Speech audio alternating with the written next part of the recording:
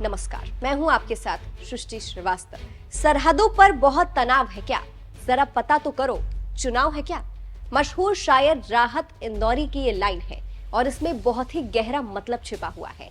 कहने का मतलब ये है कि जब भी चुनाव नजदीक आते हैं तो देश के अंदर तनाव बढ़ जाता है, हिंसा दंगे भड़क जाते हैं और फिर उस पर राजनीतिक रोटियां सेकी जाती है। ऐसे कई उदाहरण हैं। आपको पता है कि यूपी में 9 सीटों पर उपचुनाव होने वाले हैं। 13 नवंबर को मतदान होगा, लेकिन उससे पहले ही यूपी की राजनीति तेज हो गई है और बहराइच हिंसा ने इसे एक सांप्रदायिक रंग दे दिया है। बहराइच में हिंसा की जो आग भड़की है, उस आग में हर नेता अपनी राजनीतिक रोटियां सेक लेना चाहता है। आपको पता है कि जुलूस के दौरान एक युवक का वीडियो सामने आया था जिसमें वो दूसरे के घर पर लगा झंडा उखाड़कर फेंक रहा था और उसे ही गोली मार दी गई थी। उसके बाद बहराइच का माहौल बिल्कुल बदल गया। आरोपियों की गिरफ्तारियां हुई, लेकिन इसी बीच एक हैरान कर देने वाली खबर निकलकर सामने आई और वो ये थी कि बीजेपी विधायक ने ही बीजेपी नेताओं पर हिंसा भड़काने का आरोप लगा दिया और लगभग दर्जन भर भाजपा नेताओं के खिलाफ एफआईआर दर्ज करा दिया। बीजेपी विधायक सुरेश्वर सिंह ने पुलिस को जो तहरीर दी उसमें लिखा है, दुर्गा प्रतिमा विसर्जन यात्रा के दौरान हिंसा में मृतक राम गोपाल मिश्रा के शव को बहराइच मेडिकल कॉलेज के समक्ष गेट पर रखकर भीड़ प्रदर्शन कर रही थी। मैं अपने अंग रक्षकों व अन्य सहयोगियों के साथ पहले से सड़क पर रखे शव के पास पहुंचा। उसके पश्चात जिला अधिकारी श्रीमती मोनिका रानी से मिलने सीएमओ बहराइच के कार्यकाल में पहुंचा। वहां जिला अधिकारी, सीएमओ, सिटी मजिस्ट्रेट मौजूद थे। उनको साथ में लेकर मृतक राम गोपाल के शव के पास पुनः पहुंचे। वहां परिवार व गांव के लोगों से बातचीत करके मृतक राम गोपाल के शव को हम लोग मर्चरी जाने लगे। तभी कुछ उपद्रवी लोग मुर्दाबाद के नारे लगाने लगे एवं गाली गलौज करने लगे। हम लोगों ने शव को लेकर किसी तरह से मर्चरी में रखवाया, फिर लोगों ने उपद्रव करना शुरू कर दिया। सुरेश्वर सिंह ने आगे लिखा, जिलाधिकारी महोदय ने कहा कि हम लोग मूर्तियों के विसर्जन हेतु पैदल चलकर आग्रह करते हैं। हम लोग मर्चरी से निकलकर गेट के बाहर जैसे ही सड़क पर आए, उपरोक्त लोगों द्वारा हमारी गाड़ी को रोकने एवं शेष बचे लोगों को जान से मारने की नीयत से पत्थर चलाया गया। उसी समय भीड़ से एक फायर भी हुआ जिसमें गाड़ी का शीशा टूट गया। उस घटना में मेरे बेटे अखंड प्रताप सिंह बाल बाल बचे।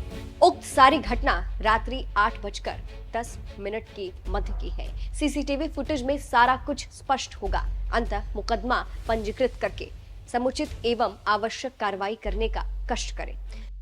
तो ये बीजेपी विधायक सुरेश्वर सिंह की तहरीर है जिसमें वो खुद बीजेपी नेताओं पर ही हिंसा भड़काने का आरोप लगा रहे हैं। इसके अलावा दैनिक भास्कर के एक स्टिंग ऑपरेशन में कुछ उपद्रवी कैमरे पर कबूल कर रहे हैं कि पूरा हिंसा प्लान था, जिनके वीडियो सोशल मीडिया पर खूब वायरल हो रहे हैं। और वहीं जब ये मामला सामने आया तो बीजेपी की किरकिरी होनी शुरू हो गई है और लोग सोशल मीडिया पर ये कहने लगे कि बीजेपी के ऊपर जो हमेशा से आरोप लगता रहा है वो सच साबित हो गया है। यहाँ तक अखिलेश यादव ने बीजेपी को आड़े हाथों लेते हुए एक लंबा चौड़ा पोस्ट लिख डाला।